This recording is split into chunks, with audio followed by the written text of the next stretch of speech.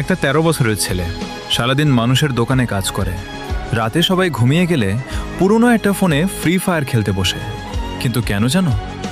জেতার জন্য না, বাস্তবের কষ্টগুলো কয়েক মিনিটের জন্য ভুলে থাকার জন্য।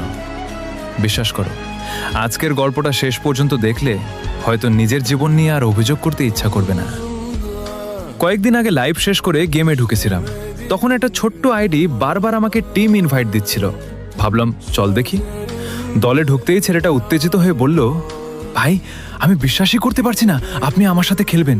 আজকে স্ক্রিনশট রেখে দেব, সবাইকে দেখাবো আমি আমার প্রিয় ইউটিউবারের সাথে খেলেছি।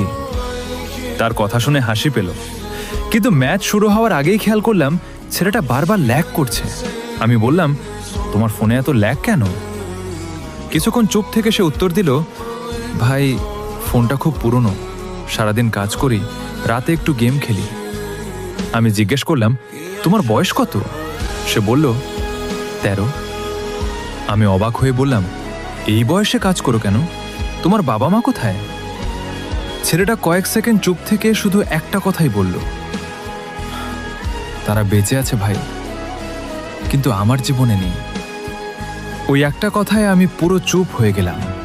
এরপর সে এমন একটা সত্যি বলতে শুরু করলো যেটা শুনে আমার গায়ে কাঁটা দিয়ে উঠেছিল। চলবে।